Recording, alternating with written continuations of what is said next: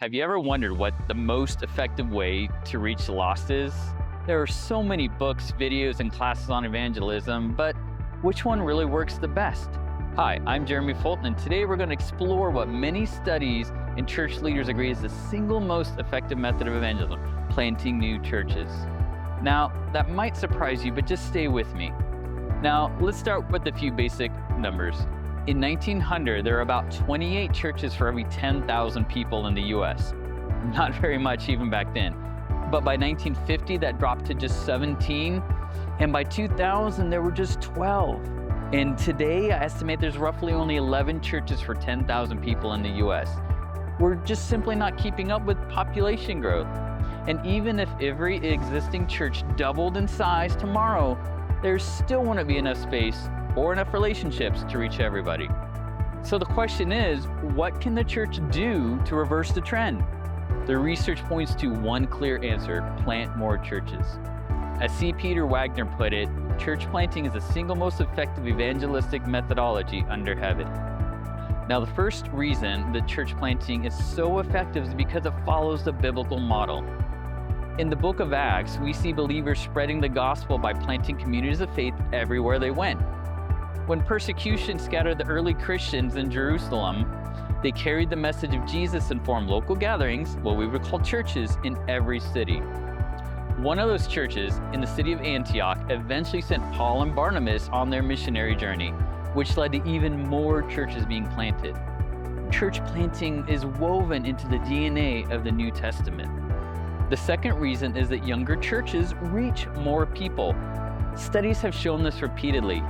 In one study by Aubrey Malphurs, new churches, those less than 3 years old, saw about 10 new converts per 100 members each year.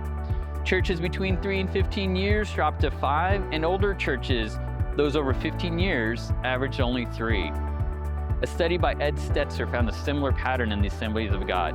Churches less than 4 years old averaged 31 baptisms a year, while older churches averaged just 9. Now, numbers don't tell the whole story, but they clearly show that new churches are reaching people at a much higher rate. The third reason is that it's easier for people to join something new than to fit into something that's established. As churches age, it often becomes a bit of a closed system.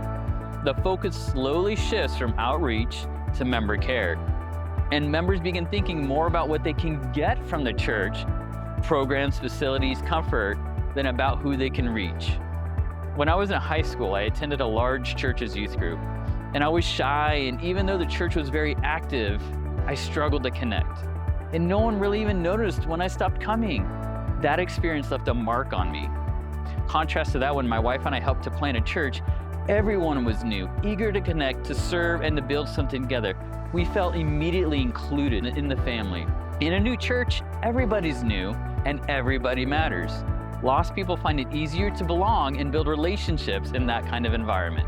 The fourth reason is desperation. Every church planter knows if we don't reach new people, the church may not survive. That sense of urgency keeps that focus outward. Older churches often reach a comfortable level of attendance and income. It's easy to become cautious and to protect what you have, but new churches must reach people. That dependence on God, combined with boldness, leads to growth. In fact, most churches over 25 years old decline, while new churches grow about 9% annually on average. And fifth, new churches are planted with evangelism as their primary focus. A few decades ago, churches were often planted just to serve a specific denomination in a new area.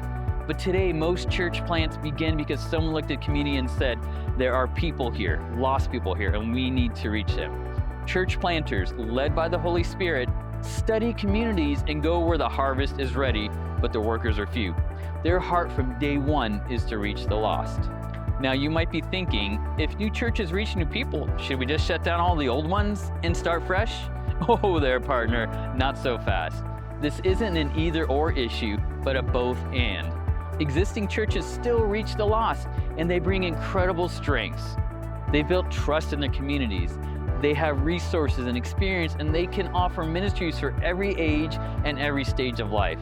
And most importantly, established churches can launch new ones. When a healthy, established church plants another, the impact multiplies. Why? because these new plants have stronger support, financial stability, and mentoring. When a parent church sends out planters, it keeps its own heart young and outward focused. It also creates a constant need for leadership development, raising up new leaders to keep the mission alive. Churches that plant churches stay healthier, stronger, and more kingdom-minded. Imagine if every healthy church planted just one new church in the next decade. The ripple effect would be massive. Millions could come to know Christ. If you're feeling called to plant a church or to help your church launch one, check out churchmultiplicationnetwork.org.